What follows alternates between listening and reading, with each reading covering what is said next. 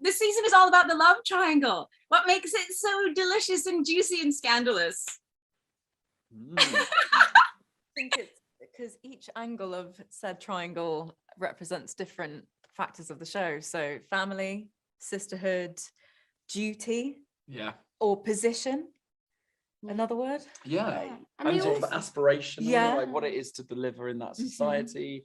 But then there's like full-blooded hearts between all three, and it's really complicated and knotted, and the stakes are really high. And every sort of angle of the triangle makes sense for really different reasons.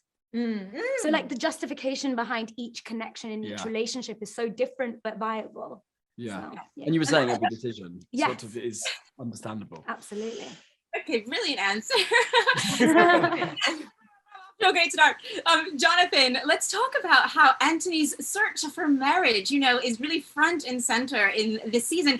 But also for you, how did it feel to step up and be the lead of the show this season? It was thrilling, really exciting, and I always knew that Anthony's story was going to be second. I'd spoken to Chris Van Dusen, the showrunner, about it when I first jumped into the Bridgerton world, and it was just like amazing to obviously. I mean, the first piece of the puzzle was to meet Simone and meet that in a chemistry test, and then to obviously meet Charithra coming in as well, and it just all was just.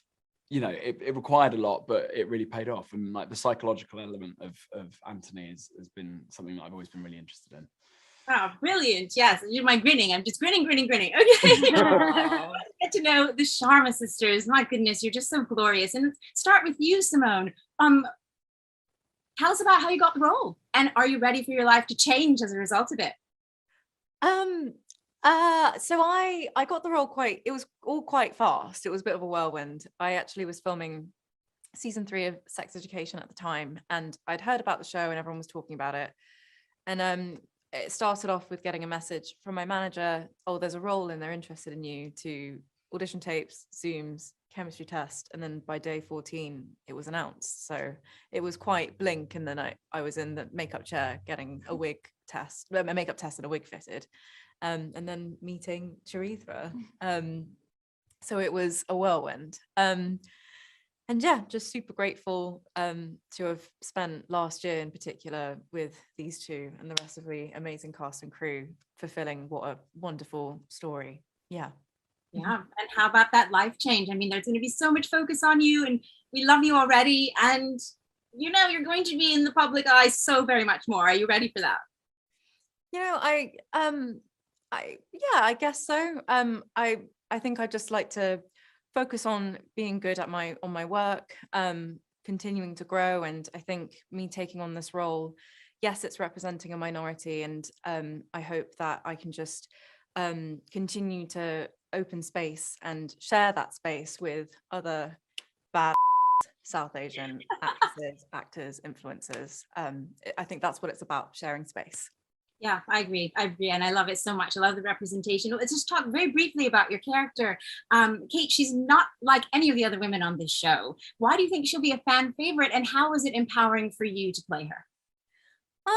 I think, I guess what we all love about Kate is, yes, she can be slightly controversial. She's opinionated, and she's a bit fierce. But I think it all comes hand in hand with her soft heart and vulnerability, and I think her priority and values in life are her family and her sister, for one. So yeah, I think when someone's got good values and intentions, that's kind of the root of someone, I think, who has a likable personality preference. There we go. Yeah.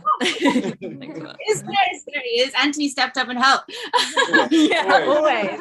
We got this. Yeah. I love it. The chivalry. Yes. Thank you. Charithra, let's talk about the audition process for you. What was that like for you? So I auditioned before the first season came out. So I didn't really know what the show was about. And my agent sort of attached a trailer of the show. And he was like, I think this is going to be really big. Have a look. And then, as the audition process went on, I was actually committed to another TV show. And I was like, I don't know if the timings are going to work. And my agent was like, just audition. We'll figure it out. And actually, my contract went through the day before the table read for episode 1 and 2. So it was like really down to the wire to make sure that, especially with COVID, dates and locations could all work. But what's funny is obviously all of our costumes are couture. They're perfectly made for our measurements. So the costume department in Bridgerton were very good friends with the costume department in the other show I was doing. So they all shared my measurements and they all knew about Bridgerton way before I did. So like, I think it's quite funny to think that they all sort of knew this little big secret. Yeah. And I had no idea, and I was just sort of roaming around. But it's brought back a memory. It was a white knuckle ride because Yeah. for both of you, you had to be seduced out of previous contracts. Because you were locked in something as well. Yeah. And the thing about Chandran is that with the casting, they get so right, is that much like I'm sure with these sweeping love stories, you get knocked off your feet. And both these amazing women knocked Chandran off their feet, and so they had to get them. So it was brilliant. But they knew what they wanted, and they got the best. I love it.